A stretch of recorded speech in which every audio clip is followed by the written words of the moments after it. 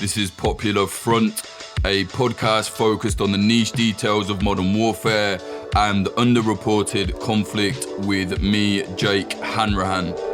Today we speak to journalist Ali Winston about the unique militarization of the Oakland police force, which began when the Black Panthers in the US began to start arming themselves to fight back against police violence. Since then, the militarization's only got bigger and bigger.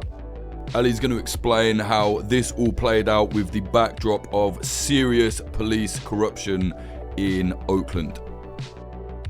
If you like what we're doing here at Popular Front, please do support us at patreon.com/popularfront or buy our merchandise at popularfront.shop.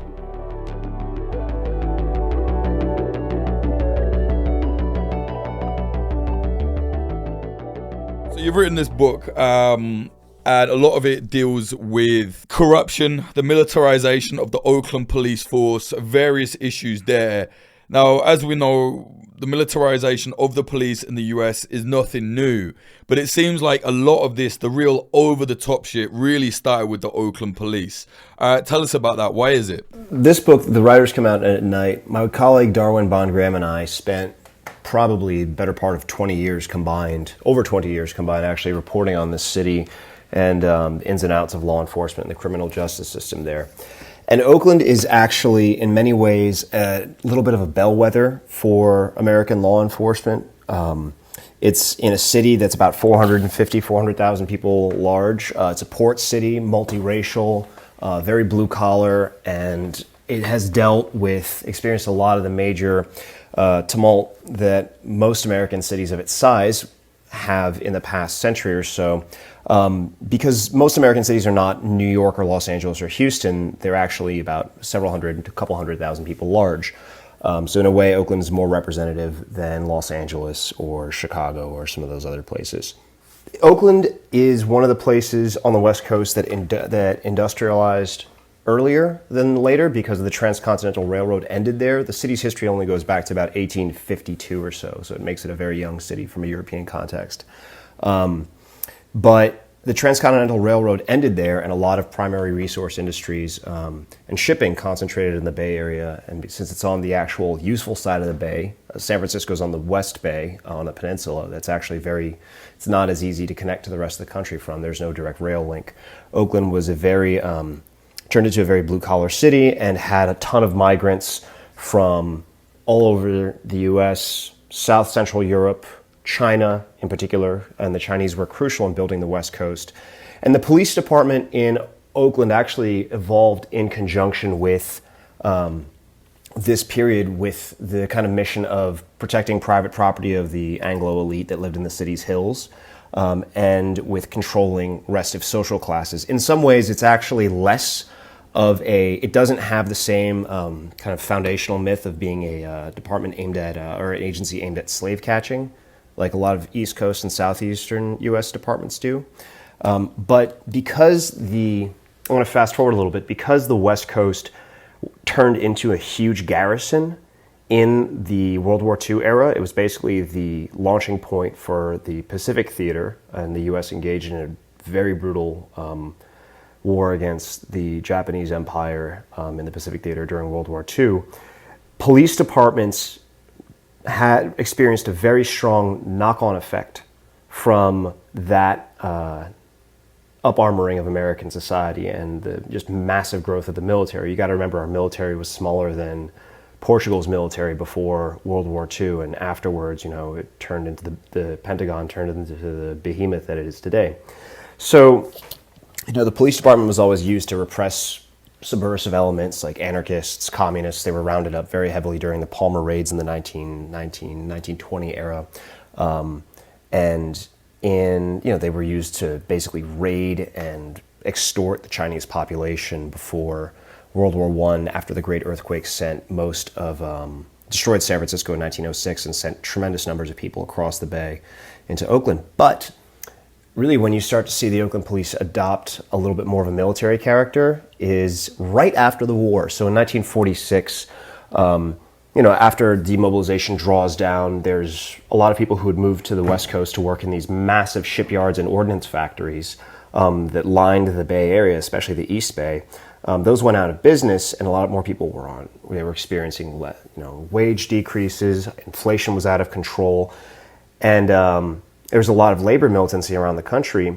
This is also an era when the Communist Party and a lot of left-wing movements were still quite strong in the U.S., and Oakland was actually the scene of the last general strike in the United States in 1946. There were massive strikes, and the downtown shopping district, the downtown business district, was actually blockaded by striking workers. In order to break this strike, the Oakland Police Department, which included at that point a number of people who had demobilized from a local army base — there was a massive army base in West Oakland that stayed open until the mid-1990s. The police department got hold of a couple Browning machine guns, wheeled them into the middle of downtown Oakland, set them up at key intersections, and escorted these scab workers into the stores and businesses under that protection. So that's kind of the first sign you see of this real switch. And then the next really big moment of change occurs in the 1960s with the rise of radical left-wing movements like the Black Panthers. And the Black Panthers originated in Oakland. They were founded as a movement for community control of the police. So Oakland's African-American population exploded during World War II. There was a massive migration of blacks from the South and Southeast, mainly to Oakland. They came, and the West Coast, they mainly came from Texas and Louisiana. They followed the railroads across the southern border of the U.S. and up through San Diego, Los Angeles, and Oakland, all the way up to Seattle, actually. That's where the West Coast African-American population came from, by and large. And at first, the city fathers in Oakland were like, oh, well, they'll live in the ghetto and they'll be here for a few years and they'll go home. But it became very quickly apparent that, you come to the West Coast, there's all this sunshine, there's all this money flying around, there's work, there's opportunity. A lot of these people were not going to go back home to Jim Crow, Texas, or Louisiana. So very rapidly, the Oakland fathers that be, the city fathers, essentially said, we need to change our police department's composition. We need to have a much more heavy-handed, sharp-edged police department that knows how to police black folk. And those are their, I'm paraphrasing their words. And Oakland had a pretty nasty history of prejudice beforehand. In the 1920s, there was a massive KKK presence in Oakland that at that point in time was really aimed at countering Catholic and Jewish influence. African-American, they didn't like African-Americans, but that wasn't their main concern. And the West Coast Klan was a really big thing in the 1920s and 30s. Very strong law enforcement component there. A lot of cops were part of it. And in the 1950s, late 40s, early 50s, you got to see that the Oakland Police Department pulled a lot of new recruits from recently demobilized soldiers from the South, and they wanted people who had hardcore attitudes towards African Americans and basically tolerated open racism, heavy-handed, jackbooted policing aimed at keeping blacks in line. We detail a lot of this history in our book, and that kind of lays the ground. Summary execution of people running away from burglaries or pickpocketing or stuff like that, and that is the kind of underpinning of the social atmosphere that gives birth to the Black Panthers. Huey Newton and Bobby Seale founded the party in, I believe, 1965 in North Oakland, and their entire idea was to counter the police and make sure that they were policing, that they weren't abusing black folk, that they would monitor patrols. They would basically drive around with a scanner, look for police stops, and get out and record them on Super 8 footage, take photographs of them, and harangue them about, the illegality of the stop or whatever action they were doing. And they were armed. And that's the key component, is they made a decision to confront law enforcement with weapons, and this terrified the police department. But they were doing that legally at that time, right? It was legal, yeah. It was entirely legal. It's the thing of I know like a lot of those people around that time were very like, yeah, Second Amendment, it's fine, we want guns. But then as soon as the black people have the guns, suddenly they don't want the Second Amendment no more. That's right.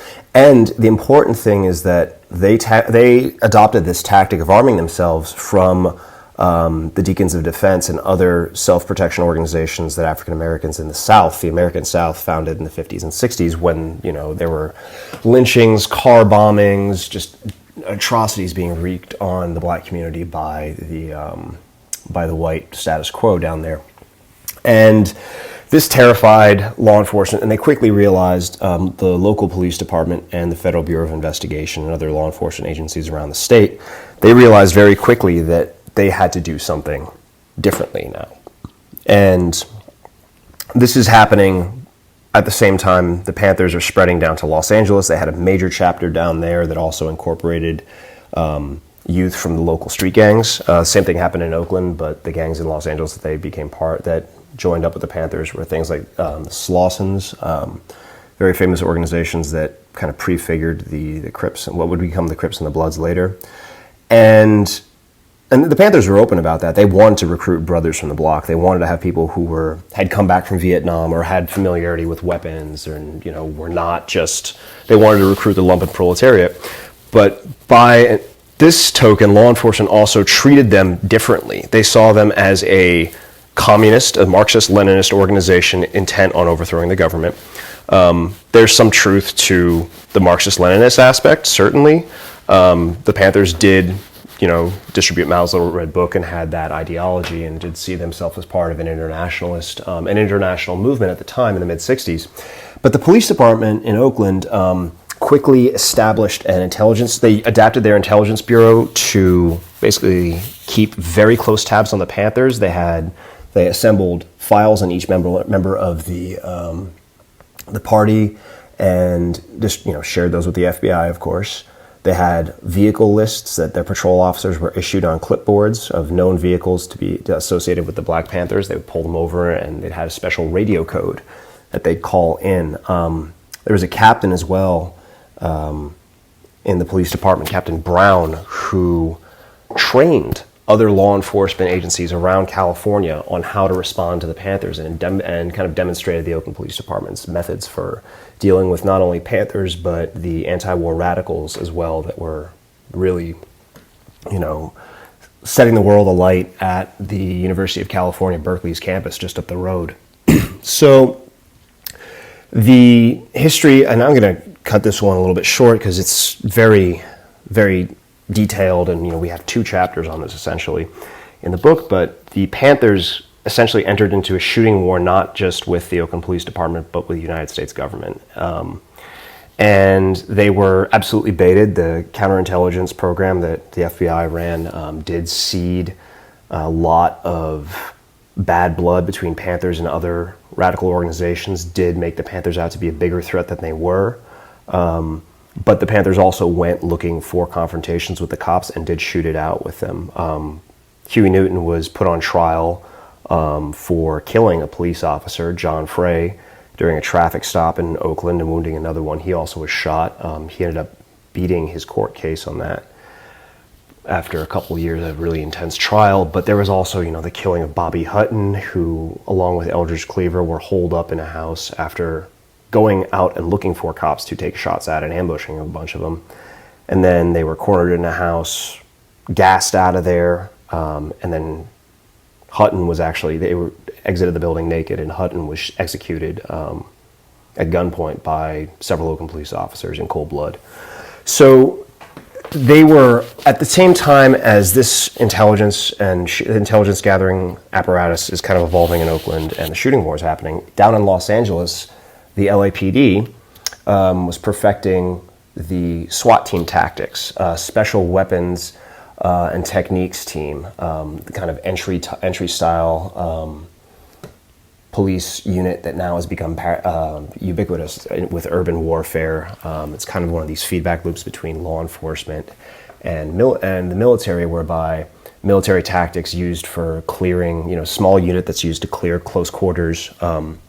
And what would have been an urban combat situation is then adapted for use in the urban setting. And in Los Angeles, they famously, the Panther chapter there gets into a shootout with the LAPD SWAT team in 1969 during a raid, and it's a massive raid by dozens of officers. The Panthers are holed up in their headquarters, and there's just a fusillade. Just an absolute. There were 40 members of the SWAT team there, and the Panthers are holed up in this house in South Central and African American area in December, and it's just an incredibly hectic confrontation, and that really kind of sets in motion this whole tension with the Panthers and other New Left. This sets in motion this radicalization of police departments that, frankly, they were already quite reactionary. But now there is this long-seated culture of like Klan membership. John Birch Society, the anti-communist conspiratorial organization, had very deep tentacles in law enforcement. But during this period, the mid to late 60s, that's when the police departments throughout the country pretty much react to the situation in Oakland and Los Angeles and the confrontations elsewhere with New Left radicals and black radicals, and really start to militarize. They are basically of the mentality that they cannot be caught out like this again. So at this point is when they kind of got hold of a lot more weaponry and machinery, right? Things that they hadn't previously had. That's right. This is also it's right in the middle of the American, if you will, surge in Vietnam, the late 1960s. So there are a lot of people, we still had a draft. We were in a very hot shooting war there.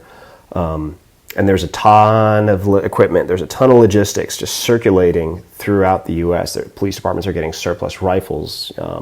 They're getting, helicopters that were put into use in Vietnam or manufactured for Vietnam and now being surplused out or sold as scrap back to the U.S. and then repurposed for police departments. You start to see armored vehicles around this period of time as well, too, for entry. And the country is awash in guns. And this trend actually does continue right through the 1970s, where you experience a lot of deindustrialization. There's inflation. The economy starts to go into a tailspin a little bit. And you start to see the rise of large-scale narcotics trafficking and the underground economy to replace the jobs that were lost during the deindustrialization that really began in the 1960s. And gathered pace in the 1970s. So by the late 70s, early 80s, Oakland's streets have this very intense character. It's always been an area where you can buy narcotics, going back to the 19th century. But because it's a port city, it has that function. The port containerizes. There's no longer break bulk loads. So things are getting shipped over in these big sealed metal boxes that are very hard to inspect. And God knows what comes over from them. You have a lot of people who served in Southeast Asia. Soldiers had established, connections with drug traffickers over there. Heroin starts to flood into the U.S. That's kind of one of the bigger heroin epidemics of the 20th century happened in conjunction with our deep involvement with the Vietnam War. And you start to see street-level trafficking organizations emerge, like Felix Mitchell's 6ix9ine mob. Felix Mitchell was a very prominent drug lord in East Oakland. A lot of popular culture about, the bling flashing, fancy car driving, murderous, drug lord, drug kingpin that emerged in popular culture in like the 1980s and 90s. There are many people that figure into it, but Felix Mitchell was the first that really hit the national stage. And he actually got his start as a junior Panther. He was one of these young black kids that grew up in East Oakland, and grew up as a youth member of the Panthers and looked up to the organization. They were doing a lot of social work in the city. But another thing also existed in the Panthers too, alongside the school that they ran, so the breakfast programs, the medical clinics they ran. When Huey Newton got out of prison, he actually disarmed. There was a big split in the Panthers, and he disarmed the rest of the party that stayed loyal to him. There was an east-west split between people loyal to Newton and people loyal to Eldridge Cleaver. The Cleaver folks later became the Black Liberation Army, and that's another story. But Huey basically dissolved every Panther chapter around the country except for Oakland and said, if you're loyal to me, come back to Oakland. We're going to build our survival programs. We're going to build our political power here. And they did that, and that's actually a big way in which Oakland's African-American population rose to, win positions on the city council, and Mayor Lionel Wilson became the city's first black mayor in the 1970s. But Huey disarmed everybody else in the party, gave his bodyguards, who he called the Squad or the Buddha Samurai, firearms, and they essentially ran protection rackets on prostitution and narcotics all throughout Oakland. And Felix Mitchell earned his turf in Oakland by shooting it out with Huey's bodyguards for control of certain markets and in certain areas of the city. And by the mid-1980s, the city's, between 1960 and 1980, the city's violent crime rate increases by 500 to 700%. You went from seeing 20 homicides a year to seeing over 100. Seeing maybe 100 rapes to 400 rapes. It was a very, very, very tough period. The city's population decreased by about 30,000. The white population dropped by almost 40%. There was huge white flight as a result of, redlining goes away, so neighborhoods start to integrate. There are people who don't want to live next to African Americans, so they leave for the suburbs. And they don't want to be around the violence and the tumult of this era. And during all this, the police department is dealing with budget cuts and so forth, but they're also receiving a lot of federal grant incentive and money to build these counter-narcotics units, counter-gang units, to go after these large drug trafficking enterprises. And the war on drugs in the 1980s really does kind of represent this interesting moment whereby paramilitary units in the law enforcement expands out from the SWAT team, and you start to see drug cops who previously would do buy bust and be involved in kind of vice-style enforcement. They get the same type of training, right? And because the street gangs are out there with Uzis and 45 caliber pistols and rifles, the cops start to wear heavier body armor.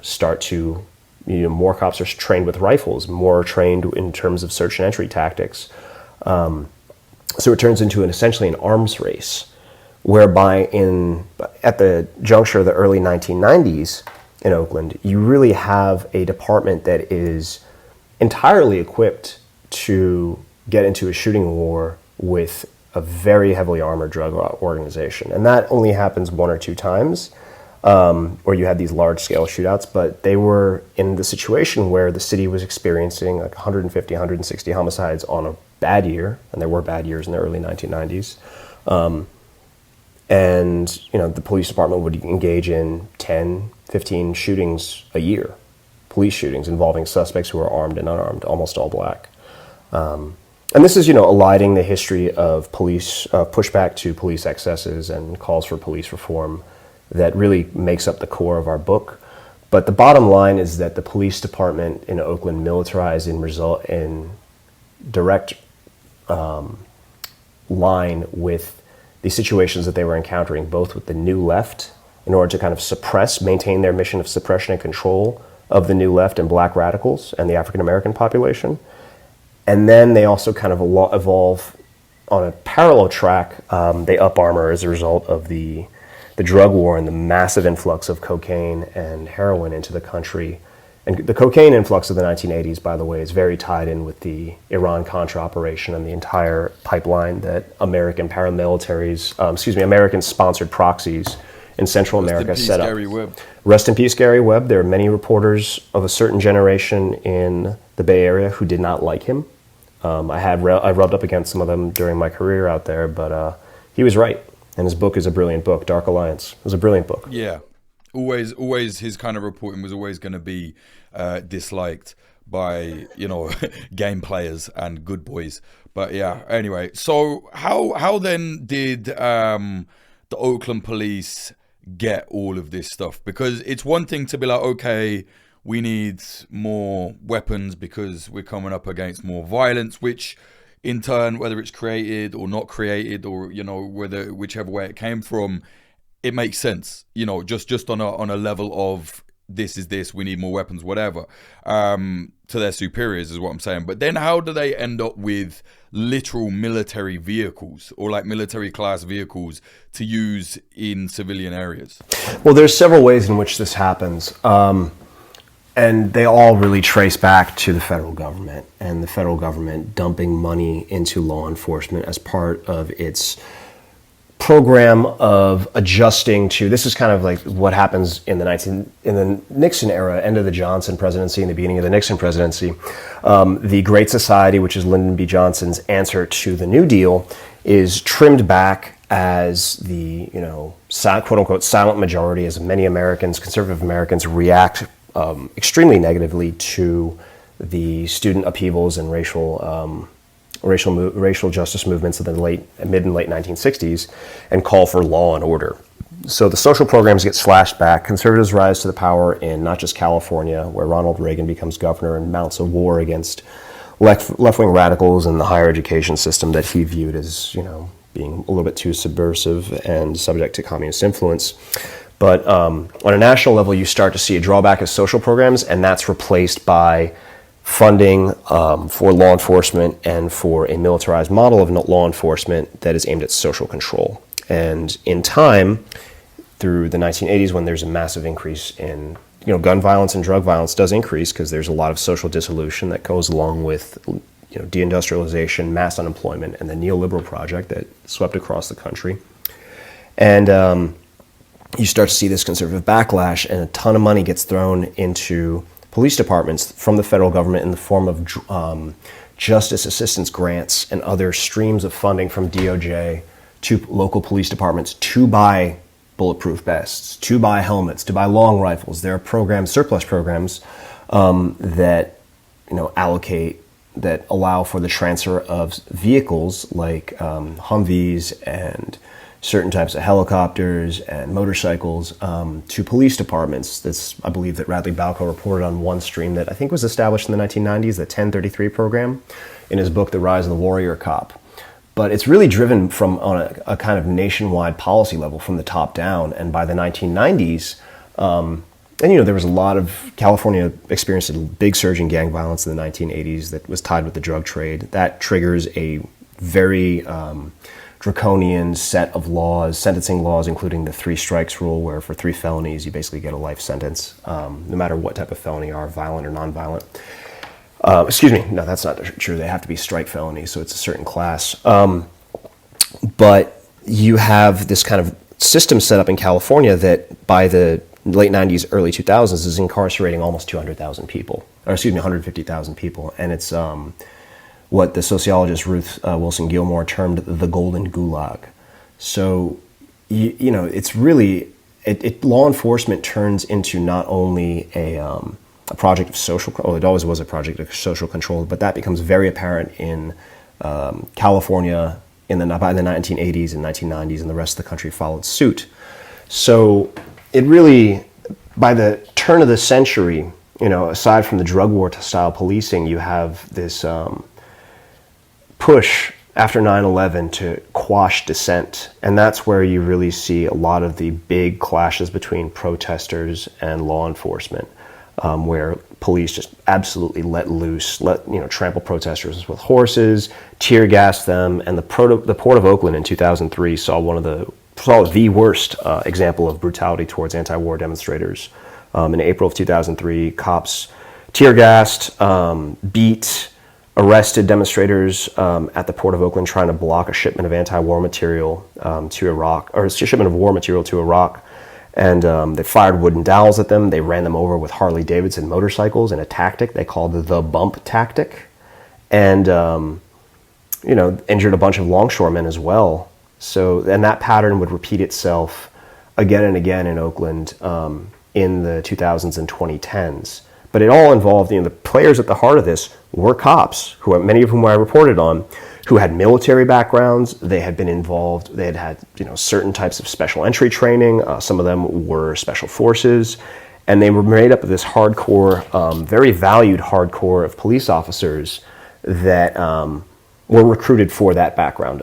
By that juncture, OPD was recruiting for a certain profile of cop.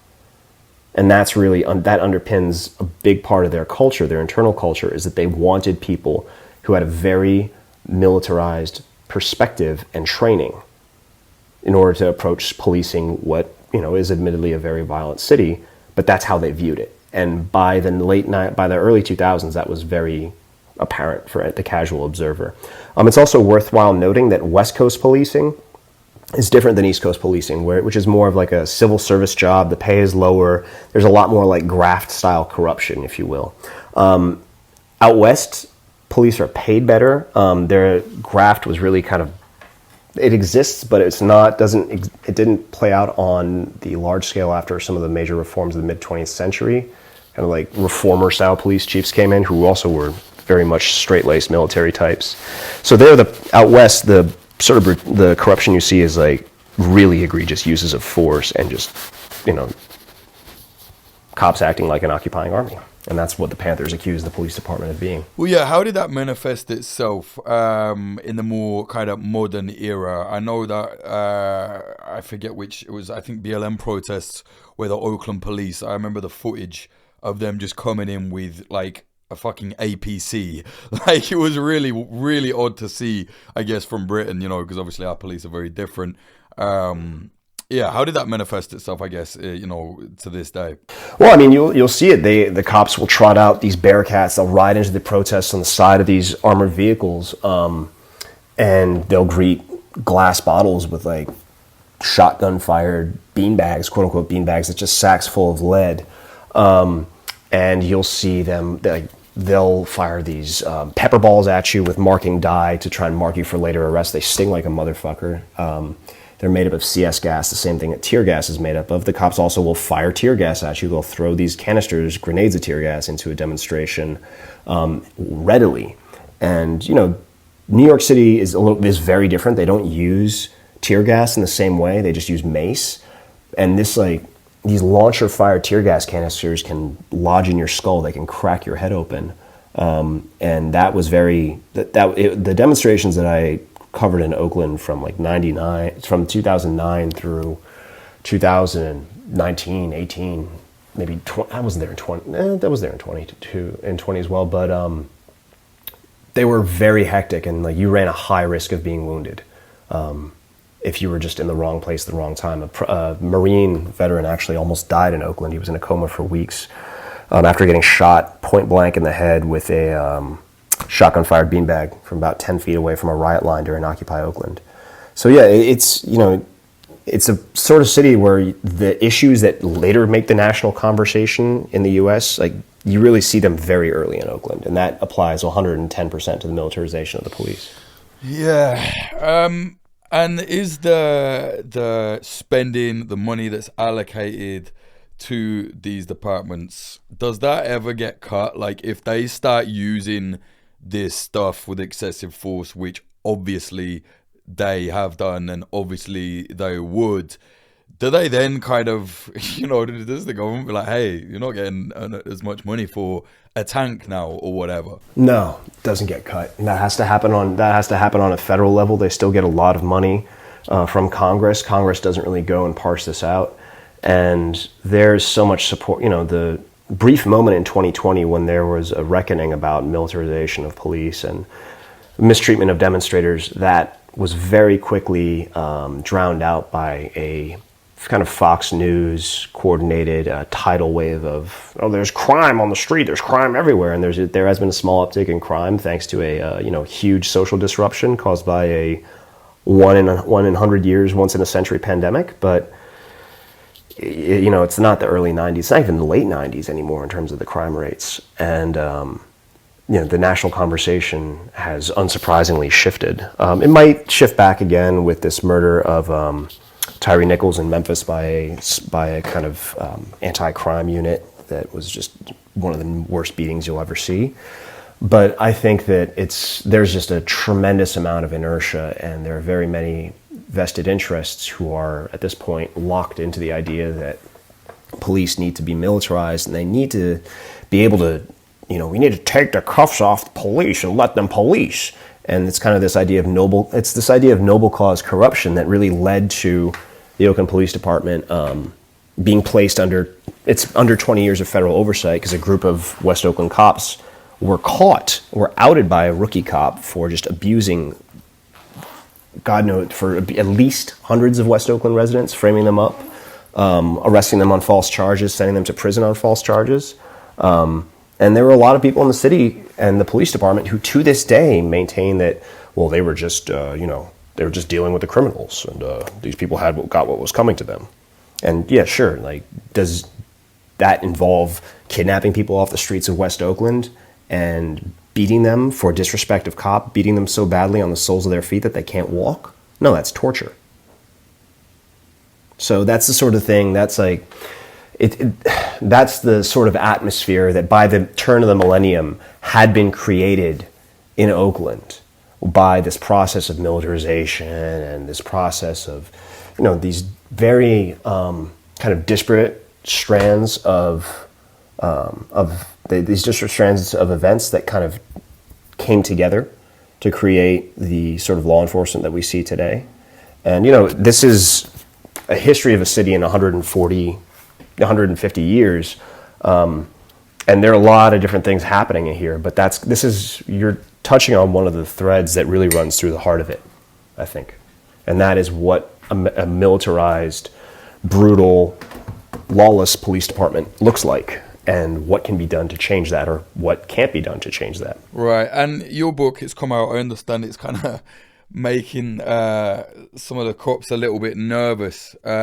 What's happened with that? Well, it's interesting. Our book came out right when, maybe within a week or so of it coming out, the police chief gets suspended and for covering up an internal affairs scandal that we knew about ahead of time. Darwin and I were aware of it and hinted at it in our conclusion, but because it took some time to come out, and if you're writing a book, you're not writing a news article, you can't really time everything that fortuitously. But it's gotten decent attention, and what's interesting is a lot of people who used to work in these departments are very receptive to it. Some people who still work there are receptive to it. This will surprise you, but we heard that the head of OPD's academy wants this to be required reading for incoming cops and is going to buy dozens of copies for rookies. So in some ways it's made some people upset, but it's also, I think there are a lot of people who want to pay attention to the history of this and figure out how to get beyond the current moment we're in and how to get to a better place. You know what I'm saying? Oh, absolutely. I mean, I think that's actually, as much as it's kind of a perverse result, it's a very good one, because there's no point being like, yeah, look, the cops are being fucking scumbags again, surprised. But then nothing happens from it. It's like, well, if they're actually kind of, if they're going to try at least to be like, hey, yeah, we should probably stop this. It's a good thing. Yeah. No, I think it's hopefully getting to a better place. And I think that if there's any community in the country that is able to get beyond our current paradigm, I think Oakland is probably the best candidate for it. All right, mate. Where can people get this book? You can order it direct from Simon & Schuster, which is our publisher. They own Atria, which is the imprint. You can go to bookshop.org, which is a wonderful bookstore that gives a percentage of profits to local bookstores. You can get it at your local independent bookstore. If you really have to, you can order it from Bezos Core. I would prefer that you didn't, but it's there. It's available everywhere that books are sold, and we really do hope that readers take it with interest and see parallels to Oakland in their own city in the U.S. And perhaps elsewhere. Don't know what it's like abroad. I have no idea what the reception is like, but American law enforcement is pretty influential worldwide, so I think that there are lessons to be learned here for a lot of people, even beyond the U.S. All right, mate. Well, good luck with that. Where can people get hold of you if they want to? They can reach me at my email, ali.winston@protonmail.com. I'm on Twitter at awinston, AWINSTON. And if you contact me there, you can get in touch with me via Signal as well. But yeah, that's where I'm at. All right, mate. Thanks very much, mate. Cheers, Jake. Thank you so much.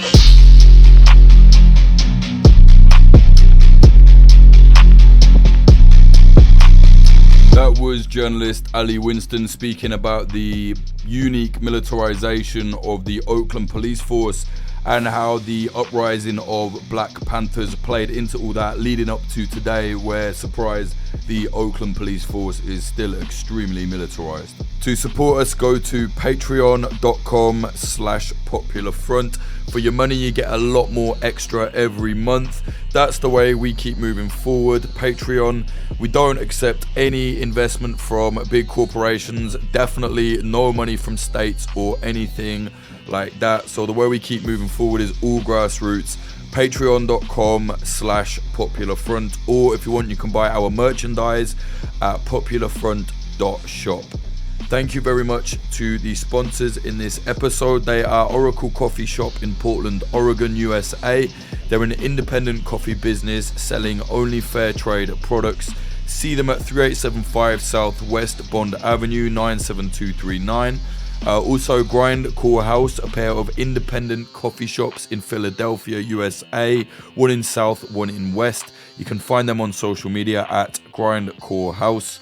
And our final sponsor, Propagandopolis, an outlet selling and writing about historical propaganda, war propaganda from around the world. You can buy prints at propagandopolis.com. Use a promo code POPULARFRONT10 for 10% off. Follow us on social media. Check out our documentaries at youtube.com/popularfront, Instagram at popular.front, Twitter at popularfront_, and TikTok at popular.front. Music in this episode: the intro was by Home and the outro was by Sam Black. Listen to his music at samblackpf.com.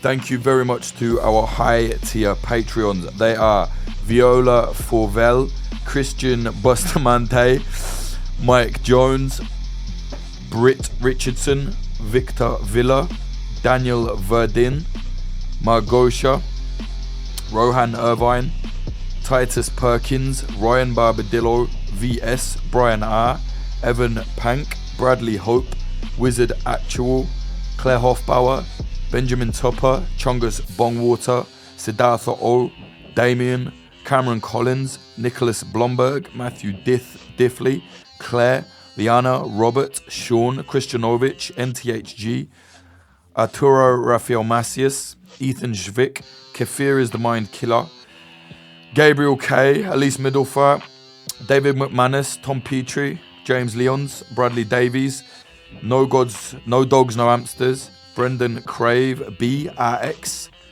Ben Marshall, Dallas Dunn, LD50 Seattle the Band, K Glitter Vulcan, Adam H, Derivative Fool, Bottle of Water, Larson 8669, Ivan Julien, Bjorn Kirsten, Diamondstein, Michael O'Connor, Jack Doherty, Nicholas Butter, JD, Jav, James Cully, Tynan Daly, Ethan, Shanklin the Painter, Fritz Madrid, Ed Coulthard, D. San, Mike Barone, Ben, Liam Williams, Chris Cusimano, DZA, Giorgio Arani, DR, Amy R, Rubicon, Frank Austin, Amelia Me, Christina Rivetti, Freya Northman, Nebo, Noah, Andrew Hurley, Vida Provost, Brian McLaughlin, Tom Lockring, Young Wasabi, Tony Bin, JL, Stephen Davila, Dan Dunham, Chad Walker, Lawrence Abrahams, Peter McCormick from What Bitcoin Did,